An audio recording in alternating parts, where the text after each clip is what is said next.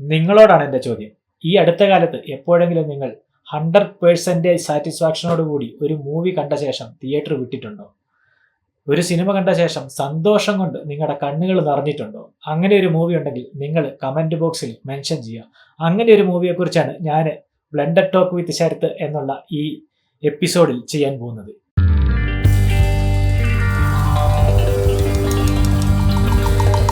അപ്പം ഞാൻ പറഞ്ഞു വരുന്നത് നമ്മുടെ മെയ്യഴകനെ കുറിച്ചാണ്. 2024 റിലീസായ മെയ്യഴകൻ, നമ്മുടെ അരവിന്ദ് സ്വാമി അതുപോലെ നമ്മുടെ കാർത്തി എന്നിവർ മത്സരിച്ച് അഭിനയിച്ച മെയ്യഴകനെ കുറിച്ച്. സി പ്രേംകുമാറാണ് ഈ മൂവി ഡയറക്റ്റ് ചെയ്തിരിക്കുന്നത്. ഇതിനു മുന്നേ അദ്ദേഹം ഒരുപാട് മൂവികൾ ഡയറക്റ്റ് ചെയ്തിട്ടുണ്ട്, നല്ല നല്ല മൂവികൾ. 96 ആണ് അതിലെ ബെസ്റ്റ് ഒരു മൂവി എന്ന് പറയുന്നത്. അദ്ദേഹത്തിന്റെ അടുത്ത ഒരു സംരംഭമായിരുന്നു ഈ മെയ്യഴകൻ എന്നുള്ളത്. അതുപോലെ തന്നെ ഇതിലെ BGM ഒരു രക്ഷയില്ല കേട്ടോ, എടുത്തു പറയേണ്ട. ഈ സിനിമയെ പിടിച്ചു നിർത്തുന്നതിൽ 75% ഹെൽപ്പ് ചെയ്യുന്നത് ഇതിലെ BGM ആണ്. നമ്മുടെ ഗോവിന്ദ് വസന്തയാണ് ഇത് ചെയ്തിരിക്കുന്നത്. 96ന്റെ ബാക്ക്ഗ്രൗണ്ട് സ്കോർ ചെയ്ത അതേ മ്യൂസിക് ഡയറക്ടർ, മലയാളിയും കൂടെ ആയിട്ടുള്ള ഗോവിന്ദ് വസന്തയാണ് ഇതിലും ബാക്ക്ഗ്രൗണ്ട് സ്കോർ ചെയ്തിരിക്കുന്നത്.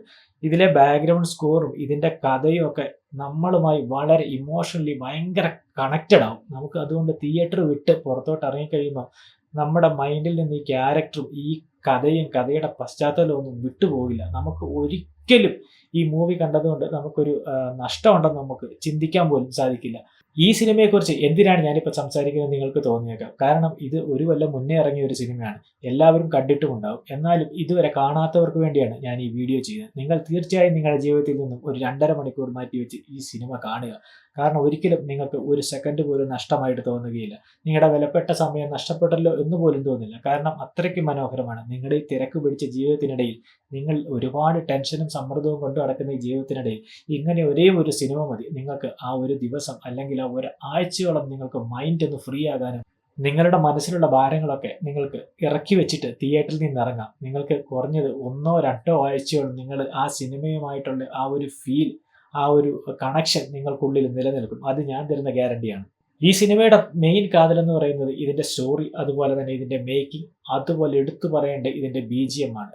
1 മിനിറ്റുള്ള ഒരു BGM സ്കോർ ഞാൻ നിങ്ങൾക്ക് ഇപ്പോൾ കേൾപ്പിച്ചു തരാം. നിങ്ങൾ ഇതുവരെ ഈ സിനിമ കണ്ടിട്ടില്ലെങ്കിൽ നിങ്ങൾക്ക് ഇത് കേൾക്കുന്നതോടുകൂടി കാണാനായിട്ട് ഒരു ആകാംക്ഷ ഉണ്ടാവും, ഒരു ആഗ്രഹം ഉണ്ടാവും. നമുക്ക് ജസ്റ്റ് ഒന്ന് അത് കേട്ടു നോക്കാം.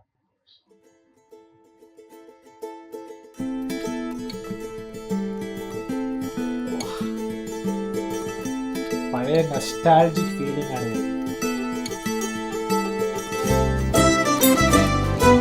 നിങ്ങളൊന്ന് കണ്ണടച്ച് ഗൈസ് ഒന്ന് കേട്ട് നോക്കി കേട്ടോ. ഒരു മിനിറ്റ് പോലും ഇല്ലേ ഓഡിയോ.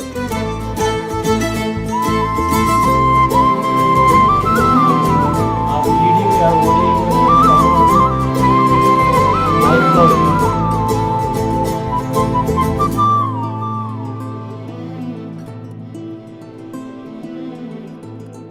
ഇത്രയേ ഉള്ളൂ. നിങ്ങൾ ഈ ചെറിയ മ്യൂസിക്കിൻ ഇത്രയും വരുന്ന ആ പോർഷൻ മ്യൂസിക് കൊണ്ട് നമുക്ക് ആ സിനിമ കാണാനായിട്ട് അവർ പ്രേരിപ്പിക്കും. കാരണം അത്രയ്ക്ക് ഇമോഷണലി കണക്റ്റഡ് ആണ് ആ മ്യൂസിക്കും. ആ മ്യൂസിക് മാത്രമല്ല കേട്ടോ പറയാം, നിങ്ങൾ ആ സിനിമ ഒന്ന് കണ്ടു നോക്കണം. ആ സിനിമ കണ്ടു നോക്കിയാൽ ഞാൻ പറഞ്ഞതിൽ എത്രത്തോളം വാസ്തവമുണ്ടെന്ന് നിങ്ങൾക്കറിയാം. ഒട്ടുമിക്ക ആൾക്കാരും കണ്ടിട്ടുണ്ടാവും, എങ്കിലും കാണാത്തവർക്ക് വേണ്ടിക്കൂടെയാണ് ഞാൻ വീണ്ടും വീണ്ടും ഇത് പറയുന്നത്. വെട്ടോ കുത്തോ ബോംബോ അതുപോലെ തന്നെ മറ്റ് ലഹരി ഉപയോഗിക്കുന്ന സീനുകളോ ഒന്നുമില്ലാത്ത ഒരു പ്യുവർ നാച്ചുറൽ ആയിട്ടുള്ള ഒരു സിനിമയാണ് കേട്ടോ. നിങ്ങൾക്ക് ഫാമിലി ആയിട്ട് കുട്ടികളുടെ കൂടെ ഇരുന്നിട്ട് ധൈര്യമായിട്ട് കണ്ടിട്ട് നല്ല ഹാപ്പി ആയിട്ട് എണീറ്റ് പോകുന്ന ഒരു സിനിമ കൂടിയാണിത്. കൂടുതലും ഈ കഥ നടക്കുന്ന ഗ്രാമീണ പശ്ചാത്തലത്തിലാണ്. അതുകൊണ്ട് തന്നെ ആ ഗ്രാമീണ സൗന്ദര്യവും അതുപോലെ അതിൻ്റെ DOPയും അതുപോലെ എഡിറ്റിങ്ങും ഈ ബാക്ക്ഗ്രൗണ്ട് സ്കോറും അതുപോലെ ഇതിൽ അഭിനയിച്ചിരിക്കുന്ന ഓരോരുത്തരും, കാർത്തിയും ഈ അരവിന്ദ് സ്വാമിയും ഒക്കെ ഉണ്ടായിരുന്നു. ഈ സിനിമ കണ്ടു കഴിഞ്ഞാൽ നമുക്ക് അവരോട് ഭയങ്കര ഒരു സ്നേഹം തോന്നും.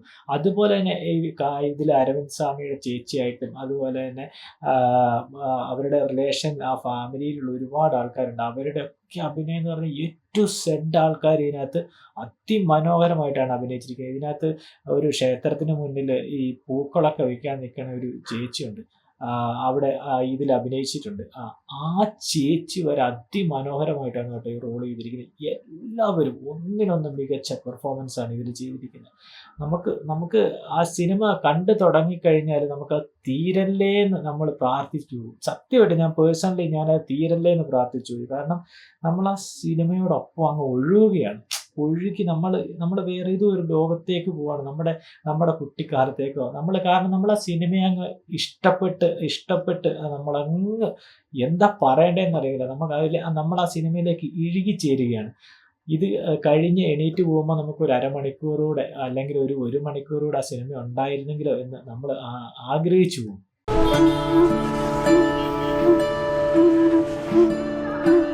அந்த ஊருக்கு போறதுக்கு பயப்படுறியா அருள்?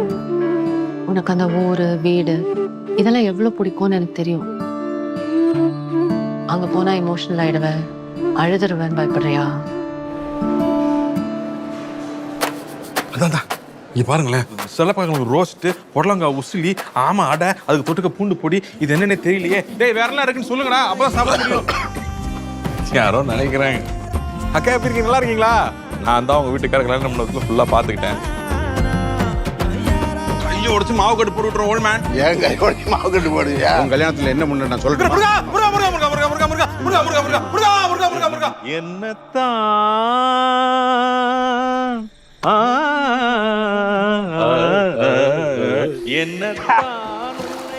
அடிக்கிறாங்களா? எல்லாம் ஆயிரம் கொஞ்சம். அவருக்கு உங்களுக்கு ரொம்ப பிடிக்கும். யார் ஃபர்ஸ்ட் குஸ் வராங்க பாப்போமா? இங்க வந்து போற இந்த ஒரு நாளை இந்த வருஷம் பூரா வரவங்க போறவங்க எல்லார்கிட்டயும் பேசி தீர்த்துடுவார். அதான் செருப்பு மாத்தி போட்டுதான். புசு புசுன்னு it is the very soft. ராகத்தில் நான் நிற்க ஆனந்தம் தான் இந்த மான். நல்லா டான்ஸ் கூட ஆடுவேன் தான். நானும் நல்லா டான்ஸ் எல்லாம் ஆடுவேன். ஆனந்தம் ஸ்டெப்லாம் சூப்பரா ஆடுவேன்.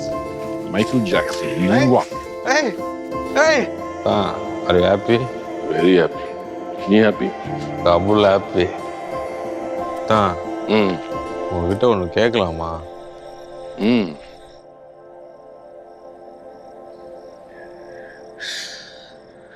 பொய்யாகி தோற்று போகின்றேன் மெய்யான உன் முன்னே ஈடின்றி வாழும் பேரன்பே என்று காணேன். யாரோ இவன் யாரோ சொந்தம் யார்தான் இவனோ. അപ്പോൾ ഗൈസ് മറക്കണ്ട, മെയ്യഴകൻ തമിഴ് മൂവിയാണ്. 2024 റിലീസായിട്ടുള്ള മൂവിയാണ്. നിങ്ങൾക്ക് സമയം കിട്ടുമ്പോൾ നിങ്ങൾ തീർച്ചയായിട്ടും ഇത് വാച്ച് ചെയ്യണം. ഇതുവരെ വാച്ച് ചെയ്യാത്തവരുണ്ടെങ്കിൽ വാച്ച് ചെയ്യുക.